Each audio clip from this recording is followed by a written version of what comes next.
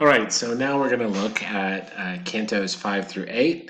We're going to talk about what's going on in the Inferno in this area, um, as we're really beginning to get into the different circles of hell.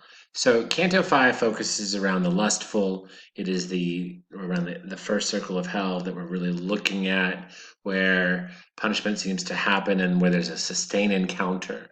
And this sustained encounter with the afterlife is really particularly important for us as we understand the nature of hell and the essence of what sin looks like, or what the evil that they're put there looks like, and what they encounter, what Dante encounters there.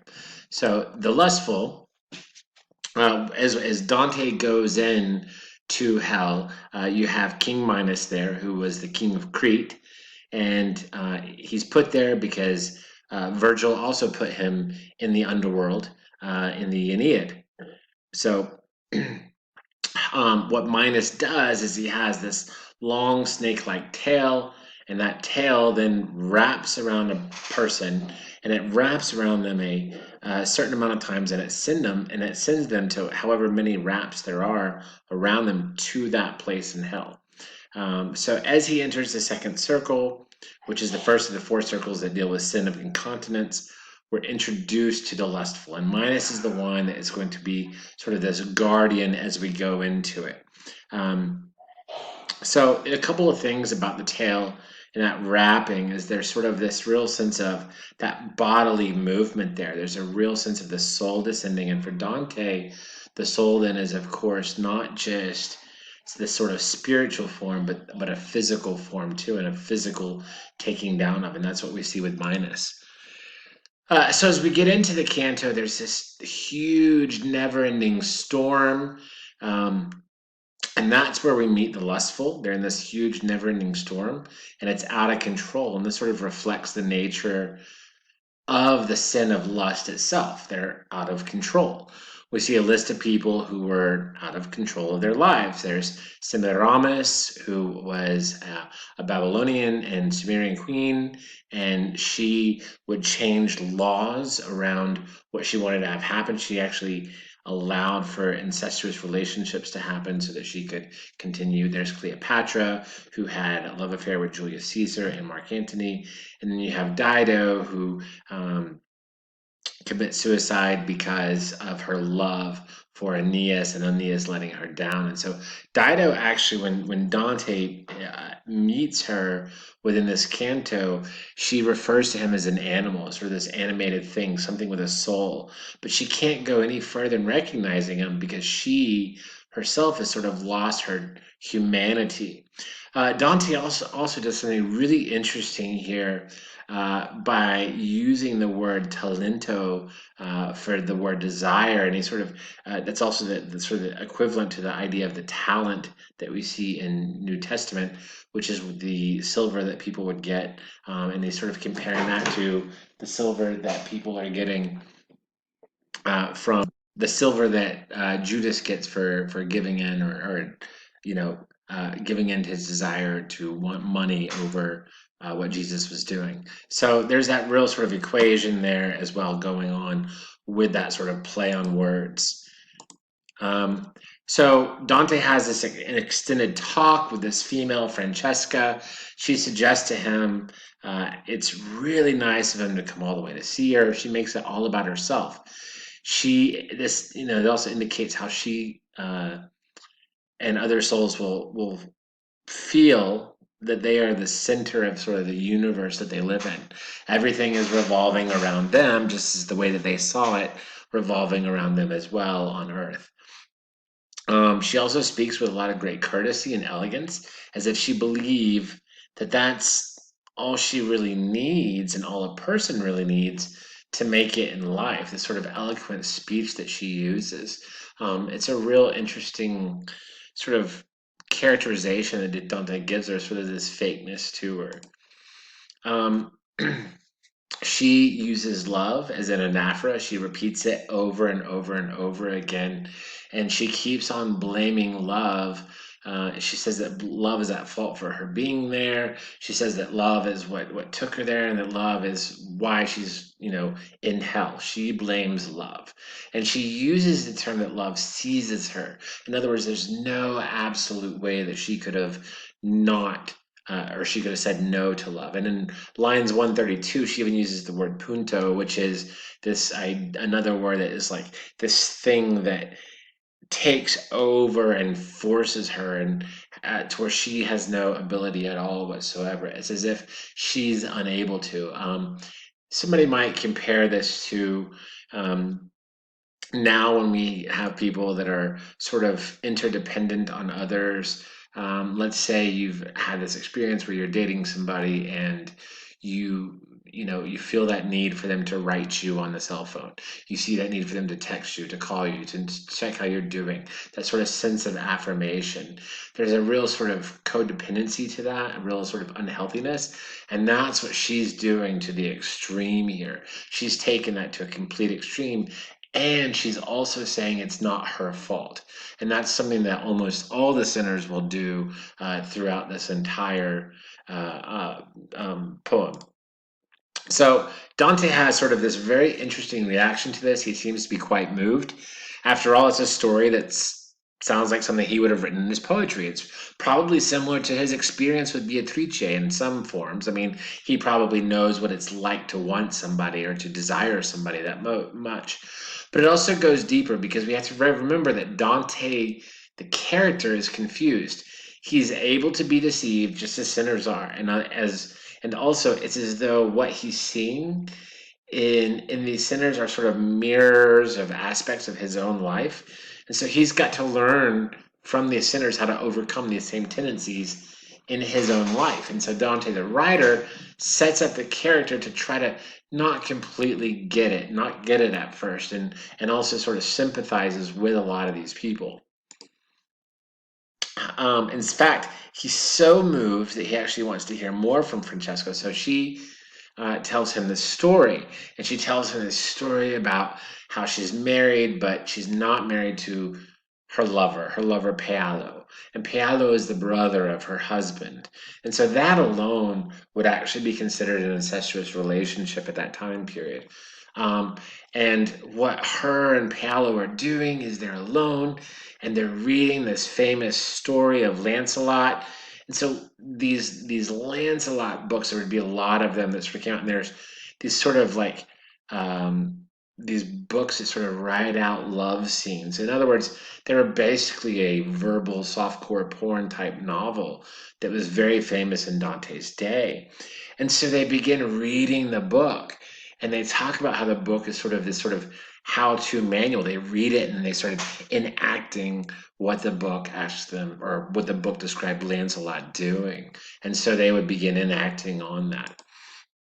But the scene also relates to Augustine's Confessions, because remember, in Augustine is all full of like, all he sees himself as extremely sexually immoral, and he does all this, and he becomes a Christian, and he's like, oh no, but he still can't help it. And then he sits down and he picks up Paul, and he reads Paul, and then he's able to do it. And so this scene is sort of a foil to that. Because if you remember Augustine's Confessions, when he hears that voice of a child telling him to pick up the book, he picks up Paul, which is Paolo translated, and Paul tells him to run from his lust. So Augustine states that he put down the book and read no more, because there was no more debating. He was going to fight, and he was going to give up his lust. And here we see the opposite happening. Francesca and Paolo, despite blaming it on everyone and everything else, they are the ones that read on. Dante's point is we all have a choice, and we must live with the consequences of those choices. So Francesca then ends by stating that she knows that her husband, because what happens is they're the lovers, and then the husband comes in and kills them both. And she is excited that her husband will go to Canto, which is where a place further in hell that's for murderers. And she's saying, I got mine, now he will get his. She really doesn't know, but what Dante the writer is helping the reader understand is how much of a very narrow-minded woman this is. And her thoughts on love are the same. They're narrow-minded. They focus only on herself. And that's problematic. And Dante is trying to show us this isn't really love at all. This is narcissism. So then we move on to Canto 6. So the third circle, they get to the circle, and the earth smells. It smells bad because you have rain and hell and snow that are coming down and they're hitting the ground, and they're creating a version of food that the gluttonous are addicted to, and the gluttonous are sit there and they sit like in this mud-like substance and they eat it, and then they keep eating it and they eat it, and they also they have their excrement that comes out of them, they poop it out, and that gets blended in with the mud, and then they're eating that too. It's a cycle of consistent and constant eating. Once again, a great form of contrapasso where you have the punishment fitting the crime. And so the gluttonous sort of wallow and sit in like a trough like a pig would, and that's what's going on here. Dante is basically calling them pigs. At the beginning of this, we see that there's the guard there as we sort of get into, this third circle of hell. There's the three-headed dog. That's a Cerberus, and that's the three-headed dog in Greek mythology. He's sort of the guardian to the entrance of Hades. And then once again, Dante draws on Virgil's description from the Aeneid, but he also calls it a worm. And so sometimes people depict it as sort of a three-headed worm, but the worm here is more metaphorical. It's appropriate to the sort of gastronomic theme of the intestinal, like the worms going in and eating food, and sort of the idea of the intestines looking like worms, and also the idea that Satan himself, Dante calls Satan himself as the worm that gnaws at the world, and Satan was called that before. So there's this sort of imagery of the idea of worm with mixed up with Cerberus. So he does have another meeting with a person here in the Gluttonous, Chiaccio, and that may not be a great way of Italian of pronouncing that. It could be Chiacco, Chiaccio. Either way, he was a Florentine official, and that's not an actual name. But what this guy does, he's a Florentine official. That's what we know. And so he's really the beginning of Dante introducing us to other Florence or other Florentines, and some of the important political themes that he's going to associate with what his life is like there. So Chiaccio really is close to the nickname of Francesco, which also just means hog. So there's no real person that was named Chiaccio. It was more this nickname of hog that Dante has given this person, and they interact and talked about different people in Florence and who was great and who was not, and Cavalcante and a few others. And in line 84, there's this great use of talking about heaven and hell, and they use it in food imagery. Heaven sweetens, hell poisons. This idea of the food imagery is continuous all throughout this canto. And then lines 109 through 111 is this real interesting connection that Dante kind of sort of pulls from Plato and Aristotle. What you have happening here is you have a lot of people, think about the gluttonous, right? Like the question is do we live to eat or do we eat to live, right? So how does the body maintain sustenance? And people that were extreme ascetics or extremely like staying away from sort of the nice things in life, they would suggest that you can't eat anything that tastes good. You can't do this. You have to give up and sacrifice these things. And so there's this real sort of disconnection of, well, what's okay and what's not. And this was sort of something that Dante is wanting to consider, at least in a theoretical level, through considering talking about Plato and Aristotle. And in lines 109 and through 111, he does. And remember, you have this very interesting thing in Christian imagery with Plato and Aristotle. The Christian identity of heaven is, of course, developed from Plato, where is sort of the duality of the spirit and the body. The spirit's one thing and the body's one thing, and the spirit becomes the more real thing. That's what Plato suggests. And so this idea of kind of our spirit floating up into heaven. That's not anything that is actually from the New Testament or the Old Testament. In fact, they say quite the opposite. It is a dualistic interpretation, an almost Gnostic interpretation that is done by Plato, returning to the real world. Aristotle is quite the opposite. Aristotle says, hey, no, the soul, the body is substance, and it interacts. It and the spirit together interact, and so Dante sort of uses this to more agree with Aristotle here, and he says, this idea of gluttony. So it's the over exuberance of the things that are nice. It's allowing it to take over. It's not that you can't eat something good. It's not that you can't do anything like that. It's simply the over exuberance of it. So you can't really leave Canto 6 with thinking that Dante is not okay with like eating meat or something like that. At the very end of Canto 6, you have this introduction to Plutus. And a lot of people have interpreted that as Pluto, but it's not Pluto, it's Plutus, the god of riches. It's getting us ready for the next canto, which is where we will meet the wasters and the hoarders, okay? And so that's just what Dante sees at the end of Canto 6 as we get ready to move into Canto 7. Now, Canto 7, we call this avarice and prodigal, so greedy, and then those that hoard. So this is people that at the end of the two spectrums, those that are super greedy, but then those that are like super frugal as well. And so you have this real idea of the way that greed works, both in taking it in and also wasting it as well, can be just as much a problem. But you have this really interesting thing where Plutus at the beginning goes, Papi Satan, Alepe. And there's really nothing comprehensible in that. I mean, obviously the word Satan is, but we don't really know what he's trying to say there. And so a couple of probably the best interpretations is this reminder that, first of all, maybe it's just supposed to be incomprehensible, that hell is like Babel.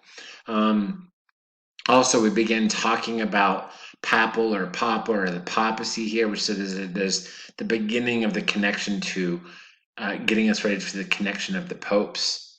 And that, of course, there'll be a series of popes that are, completely greedy and prodigal. And even if they're not within this canto, that doesn't mean that they weren't this way. And then just oddly enough, that Alepe is the first letter in the Hebrew alphabet. So there's not, you could read tons of different people's interpretations or ideas about it. And I'm sure some are better than others. That's just sort of some of the general ideas. Nothing that we need to be getting into this very generalized assessment and textual analysis. So at the beginning of it, we see Charybdis, and that's, of course, the great whirlpool that Odysseus must hang on, but he has to also sort of go around.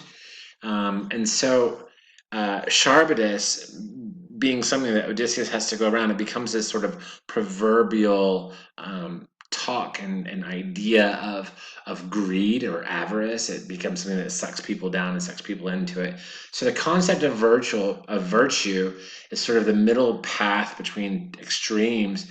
Dante is going to get from the fourth book of Aristotle's Ethics, right? The idea of the golden mean. There's, this is going to be the people that are going to be like, look, politically, you can have the GOP over here, and you can have the left progressives over here, and the right is probably somewhere in the middle. The right thing is probably somewhere in the middle. That centrism. There's a sense of centrism to that. That's the best modern day example I could probably give you off the top of my head.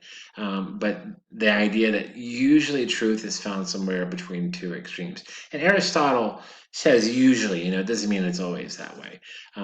But in Aristotle's Ethics, he describes liberality as sort of a virtue, and it's explained as that middle ground between tight-fistedness and prodigality. So tight-fistedness, that frugality, and prodigality, where you're trying to take what's yours way before you could have it, comes from the prodigal son.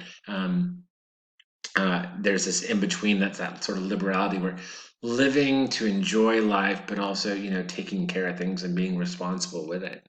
So Charybdis is sort of that metaphor that's being used here, or an illusion that's used as a metaphor here for that. Line 25, hey, it just says there's numerous people here. In other words, this is a really big deal. There are so many people in this area. And then you have the rest of the canto sort of move and sort of talk about this idea of fortune that Virgil kind of moves on to with his writing himself. But the idea of fortune then begins to be a play on words as something that's somebody's fate, where they're going, where they're headed, what their fortune is, what their destiny is. The analogy implies a sort of intended parallel between the structure of society and that of the universe that's supported by the references in the canto cycles and the circles as Dante also understood them. So the rest of the canto seems to move away from fortune as money to fortune as destiny, and sort of the right understanding of it, and the way, and the systems and the way things work in society. This could probably be the better example is Dante would have a huge problem with like extreme crony capitalism. He would say that doesn't work, that doesn't structure or create society when you have such a huge gap that you don't have a middle class resting. Okay, so that would be like a Dante's sort of analysis of that. And then at the end of Canto 7, you, of course, they walk to, and there's the river Styx, which means the river of sorrow. And so that will move us on to Canto 8. So in Canto 8, they see the city of Dis, which is described of course, the Aeneid as well. And they see that there's these two flames in the city. There's this gigantic city there at the gates and the outside. And as they're they're crossing Styx, and then kind of seeing this as they come into it. And they see these two flames up. It's sort of, there's this weird communication system where they're not really talking to each other, but they're communicating. And it also, the two flames also sort of represents that devils still consider themselves at war with heaven. You have this introduction to Phlagius or Phlagius, however you want to pronounce it. I think either one could be appropriate. And he was the king of Thessaly, and he avenged his daughter's rape by Apollo. So Virgil really liked him. Dante just uses him sort of as the Greek idea of what fire is, and sort of the city. This is the real city of fire and brimstone, right? That sort of idea of typical hell that we view. We actually get it here from Dante in the city of Dis. Now, he might take some of this imagery from Revelation, but he's definitely where this sort of the fires of hell inside the world kind of comes from. It's not anything that's from Revelation itself. So as they're crossing Styx, there's this guy who is, trying to talk to Dante, and it's Filippo Argenti. He was a member of the Adamari family. He was a black partisan of the Guelphs, so Dante was a white, remember, so Dante would have, of course, denounced him. He was known to be so arrogant. He had his horse shod and just filled and covered with silver. And as they're crossing Styx, they're just recognizing how everybody in Styx is just so filled with anger and just the complete anger of the situation as they're inside of it. And what it means is they're getting to the city of Dis. In line 65, there's this real focus on the shrieking that they hear, so it's sort of that weeping and gnashing of teeth line. And then in line 70, it talks about it being mosques. Now, this would, of course, hit our sort of racial instances. For us, we would say, yeah, that's of course extreme racism. For Dante, this was a very held belief, especially within the Catholic Church at the time, because remember, you have crusades happening, the centuries before this, and even close to during this time.